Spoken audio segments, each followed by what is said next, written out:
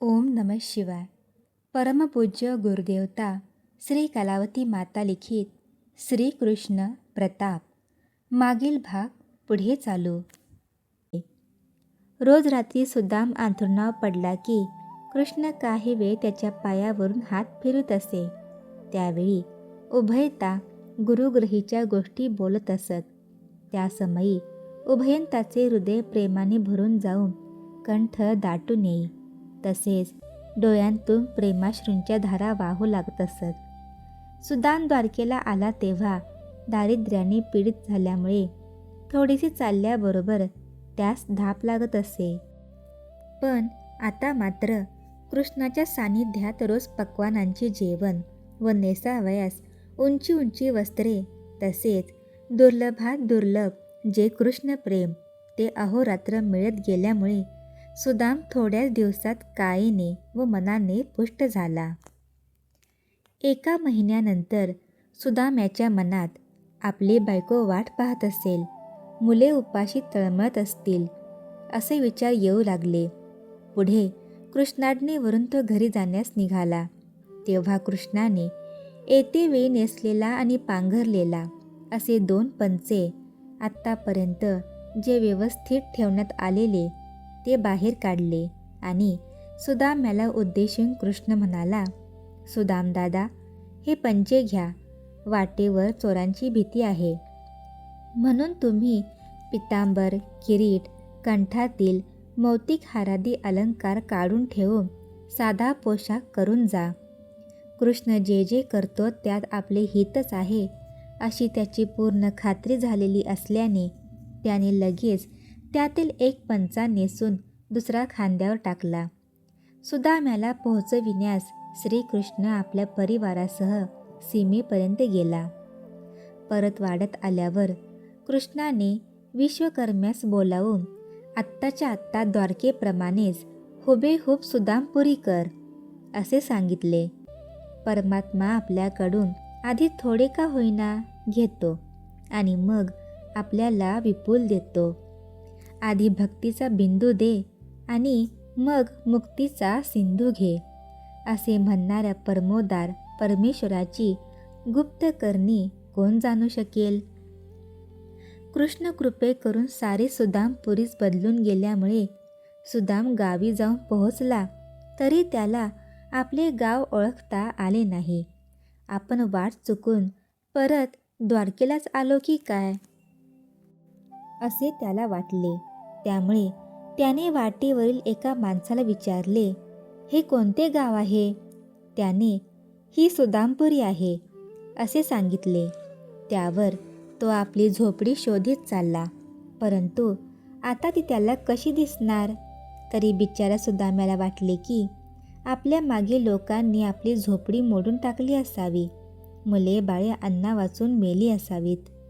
इतक्यात प्रधान पालखी दळ भारासहित वाजत गाजत सुदाम्याला सामोरा आला. ते पाहून कोणाची तरी लग्नाची वरात असेल असे वाटून सुदाम रस्ता सोडून बाजूबाजूला जाऊ लागला. तोच प्रधान सुदाम्याच्या जवळ आला आणि त्याने त्यास वंदन केले. त्यावर त्याने सुदाम्याला उंची वस्त्रे व अलंकार लेवविले.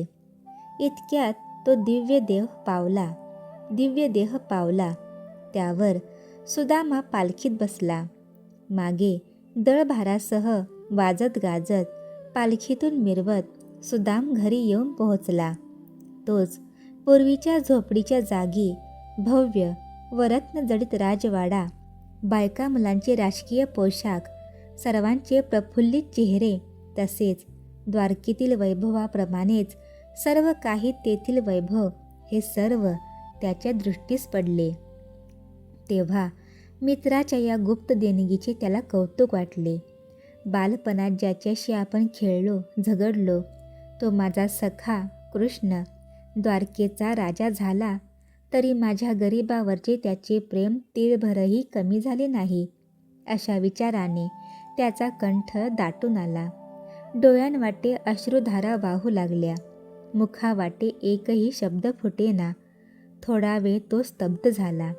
त्यावर कृष्णाला उद्देशून तो म्हणाला, अससी किती दयावंत प्रभू तू किती अससी कृपावंत, गुप्त रूपे अवतरोनी तात माता केले चकित, गोकुळी दावणी अनंत लीला नंद यशोदा केली तृप्त, भावभक्तिवंत रुज नारीशी दाविली रूपे अनंत, रुक्मिणी रमणा स्मरता तुझसी होती भाग्यवंत. त्यानंतर सर्व सेवकांना उद्देशून सुद्धा म्हणाला, सेवक हो, कृष्ण म्हणजे सामान्य नसून साक्षात प्रेममय ईश्वर आहे. तुम्ही त्याचे निरंतर स्मरण करा, म्हणजे तुमचे पाप, ताप, दैन्य, दुःख सर्व काही नाहीसे होऊन तुम्ही कायमचे सुखी व्हाल. तोच सर्वांनी मिळून कृष्ण नामाचा त्रिवार जय जयकार केला. एकदा सूर्यग्रहण आले तेव्हा श्रीकृष्णाने आपण सहकुटुंब सहपरिवार कुरुक्षेत्रास जाण्याचे ठरविले आणि तसे गोकुळवासियांसही कळविले. सर्व एकत्र जमल्यावर कृष्णाला पाहून गोकुळवासियांचे हृदय प्रेमाने भरून आले. 16,108 कृष्ण स्त्रिया व पुत्र पौत्र यांना पाहताच नंद यशोदा यांस गर्ग मुनींच्या भविष्याची सत्यता पटली. यशोदेला उद्देशून देवकी म्हणाली, यशोदे, खरोखरच तू धन्य आहेस. तुला कृष्णाच्या बाललीलेचा यथेच्छ आनंद लुटावयास मिळाला. बळीराम व कृष्ण या दोघांना तू वाढविलेस म्हणून हे सुरक्षित राहिले. तुमचे माझ्यावर हे फार फार उपकार झाले आहेत. तोच तिला मेलेल्या मुलांची आठवण होऊन रडू कोसळले. तेव्हा कृष्ण तिला म्हणाला, आई, मी तुझी ती बाळे आत्ताच्या आत्ता आणून देतो, तू दुःख करू नको. असे सांगून त्याने यमाकडून देवकीची 6 ही बाळे आणून तिच्या स्वाधीन केली. पुढे 5 दिवस तेथे राहून सर्वांनी ब्रह्मसुख सोहळा भोगला आणि त्यानंतर ते आपापल्या स्थानी परतले. आता श्रीकृष्ण अवताराचे कार्य संपले. अवतार घेण्यास पृथ्वीची तळमळ कारणीभूत झाली आणि अवतार समाप्तीला व्याधाचा बाण कारणीभूत झाला. परमेश्वराने अवतार घेण्यापूर्वी अवतारातील आपले प्रेम लुटण्यासाठी देवादिकांना ज्याप्रमाणे यादव होण्याबद्दल सुचविले, त्याचप्रमाणे आपण निजधामाला जाण्यास थोडीशी अवधी असता त्यांना युक्तीने स्वस्थानी पाठविण्याचीही व्यवस्था केली.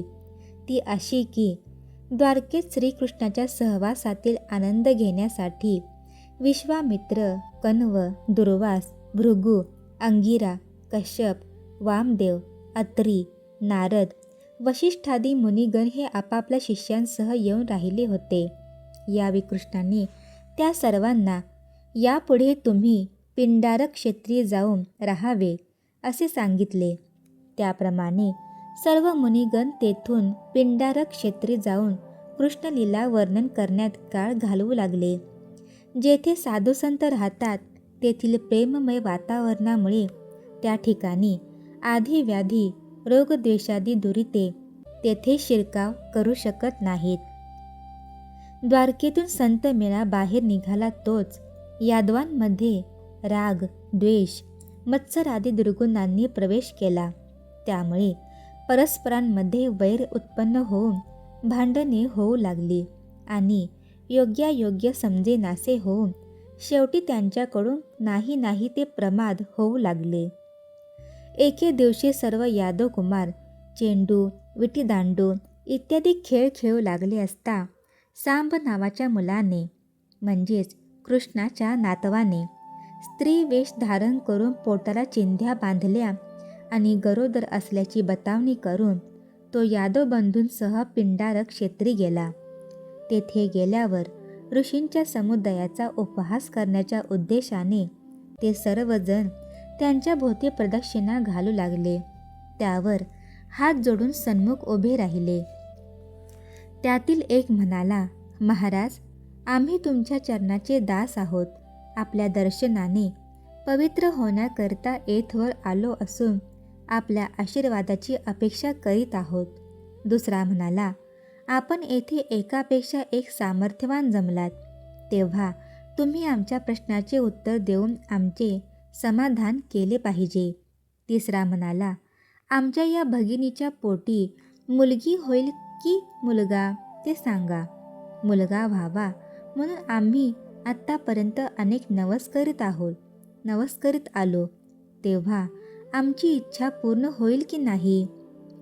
ऋषी अत्यंत क्रोधाविष्ट होऊन म्हणाले, ज्या अर्थी येथे तुम्ही कपटाने आला आहात त्या अर्थी हिच्या पोटी मुलगा किंवा मुलगी होणार नसून मुसळ होईल मुसळ, आणि ते तुमच्या साऱ्या कुळाच्या नाशास कारणीभूत होईल.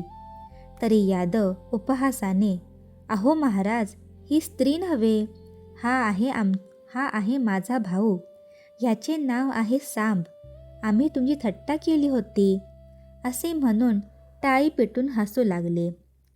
त्यावर सांबाने लुगडे सोडले, तोच लोखंडाचे मुसळ खाली पडले. ते पाहून यादव बंधू भयभीत होऊन थरथर कापू लागले.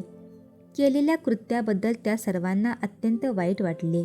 त्यांना काही सुचेनासे झाल्यामुळे उदास होऊन शेवटी ते मुसळासह घरी आले. उग्रसेन, वसुदेव, बळीराम, अनिरुद्ध इत्यादी यादव बसले असता त्या यदुकुमारांनी मुसळ त्यांच्यासमोर ठेविले व घडलेला सर्व वृत्तांत त्यांना सांगितला. त्यावेळी सर्वांचे चेहरे कोमेजून गेले. त्या समयी श्रीकृष्ण तेथे नव्हता. वसुदेव, बळीराम यांनी ही गोष्ट कृष्णापासून गुप्त ठेवण्याचे ठरवून उग्रसेनाजवळ ते मुसळ देऊन लोहाराकडे पाठविले. त्या मुसळाचा बारीक चुरा करवून तो चुरा नेऊन त्याने समुद्रात टाकून दिला. त्या मुसळांपैकी चुरा न होता शेवटी एक बोटभर तुकडा राहिला होता, तोही त्याने समुद्रात टाकून दिला. पुढे त्या मुसळाच्या प्रत्येक चुऱ्याचा कणाचा एक एक लव्हाळा उत्पन्न होऊन थोड्याच दिवसात प्रभासतीर्थी त्याचे मोठे बेट झाले. पुढे काही दिवसानंतर एका व्याधाने कोळ्याकडून एक मासा विकत घेतला. तो इतर माशांपेक्षा वेगळा दिसला म्हणून त्याने त्याचे पोट फाडले. तेव्हा त्यात उग्रसेनाने समुद्रात टाकलेला मुसळाचा तुकडा त्याला मिळाला. पुढे त्याने तो तुकडा आपल्या बाणाच्या टोकाला लावला. ही घडलेली सारी गोष्ट श्रीकृष्णाला माहीत नव्हती असे नाही. ज्याने तान्हेपणी पुतनेचे विष शोषण केले, अघ, बक, शक्टासुरासारख्या दैत्यांना क्षणार्धात ठार केले, ज्याने वयाच्या 6व्या वर्षी जो कोणाला आठपत नव्हता अशा कालियाला हतगर्व करून सोडले, 12 गाव दावाग्नी गिळला, करांगुळीने प्रचंड गोवर्धन पर्वत उचलला, रातोरात समुद्रात द्वारका वसविली, गुरूंचा मृतपुत्र आणून दिला, 16,000 स्त्रियांमध्ये नांदूनही बाळ ब्रह्मचारी म्हणून घेतले, देवकीची 6 बाळे आणून देऊन तिचे सांत्वन केले. त्या श्रीकृष्णाला ही गोष्ट टाळता येत नव्हती असे नाही, परंतु सज्जनांची भलतीच थट्टा केल्याने कसे काय नुकसान होते, तसेच ऋषींचा शाप चुकविता येत नाही हे जगाला दाखविण्याच्या उद्देशाने तो स्वस्थ होता, इतकेच. कृष्णावताराच्या समाप्तीची वेळ अगदी जवळ येऊन ठेपली. त्यामुळे यादवांची दुर्बुद्धी दिवसेंदिवस बळावत चालली. त्यावर ते मद्यपानात पूर्ण रमून गेले. एके दिवशी दारूच्या नशेत ते फिरत फिरत प्रभासतीर्थी गेले. तेव्हा तेथे उगवलेले लव्हाळे उपटून घेऊन परस्परात मारहाण करून सर्वच मरण पावले. उद्धव व अक्रूर यांचा जन्म जरी त्याच कुळात झाला होता तरी ते कृष्णाला बिलगून राहिले. त्यांनी कृष्णकृपा संपादन केली, त्यामुळे ते ऋषी शापापासून तरले. सांदीपन गुरूंच्या कृपेने जे ज्ञान मिळविले ते कृष्णाने उद्धवाला दिले आणि मुमुक्षांच्या उद्धारार्थ त्याला बद्रिकाश्रमी जाऊन राहण्यास सुचविले. त्यावर कृष्ण निर्जन जागी जाऊन एका वृक्षाच्या सावलीत डोळे मिटून पायावर पाय ठेवून आडवा झाला. इतक्यात ज्याला मुसळाचा तुकडा सापडला होता तो व्याध त्या वाटेने शिकारीला चालला असता त्याला दुरून श्रीकृष्णाचे पदचिन्ह मृगाच्या डोळ्याप्रमाणे दिसल्यावरून त्याने त्यावर बाण सोडला. हेच कृष्णाचे निजधामाला जाण्यास कारण झाले. कृष्ण हा द्वापार युगात होऊन गेला तरी सुद्धा अद्यापही चारी वर्णात आबालवृद्धांना कृष्ण प्रिय आहे. श्री सद्गुरु स्तवन. जो सदैव ब्रह्मानंदात निमग्न असून अखंड सुखरूप आहे, जो केवळ ज्ञानाची मूर्ती व द्वैताच्या पलीकडचा असून जो आकाशासारखा व्यापक आहे, तत्त्वमसी महावाक्यानेच ज्याला जाणावयाचे, जो जगात एकच असून नित्य आहे, शुद्ध व नाश न पावणारा असून सर्व साक्षी रूपाने पाहतो, जो मानण्याच्या पलीकडचा असून सत्व रज तम ह्या 3 गुणांनी रहित असा जो सद्गुरू, त्याच्या चरणी माझा नमस्कार असो. जो सर्व शक्तिमान प्रभू सच्चिदानंद परमात्मा आपल्या ज्ञानशक्तीने माझ्या हृदयात प्रविष्ट होऊन माझ्या निद्रित वाणीला जागृत करत आहे, त्या सद्गुरुचरणी माझा नमस्कार असो. जय जय कृष्णनाथा, तिन्ही लोकींच्या ताता. जय जय कृष्णनाथा, तिन्ही लोकींच्या ताता. आरती ओवाळीता, हरली घोर भवचिंता. आरती ओवाळीता, हरली घोर भवचिंता. जय जय कृष्णनाथा, धन्य ते गोकुळ हो, जेथे करी कृष्ण लीला. धन्य ते गोकुळ हो, जेथे करी कृष्ण लीला. धन्य ती देवकी माता, कृष्ण नवमास वाहिला.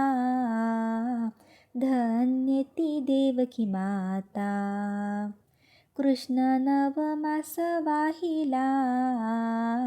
धन्य तो वसुदेव, कृष्ण गुप्तपणे रक्षिला. धन्य तो वसुदेव, कृष्ण गुप्तपणे रक्षिला. धन्य ती यमुनाई, कृष्णपदी ठेवी माथा. धन्य ती यमुनाई, कृष्णपदी ठेवी माथा. जय जय कृष्णनाथा, तिन्ही लोकींच्या ताता. जय जय कृष्णनाथा, तिन्ही लोकींच्या ताता. आरती ओवाळीता, हरली घोर भवचिंता. आरती ओवाळीता, हरली घोर भवचिंता. जय जय कृष्णनाथा, धन्य ती नंद यशोदा, ज्यानी प्रभू खेळविला. धन्य ती नंद यशोदा, ज्यानी प्रभू खेळविला. धन्य ते बाळ गोपाळ, कृष्ण देई दही काला. धन्य ते बाळ गोपाळ, कृष्ण देई दही काला.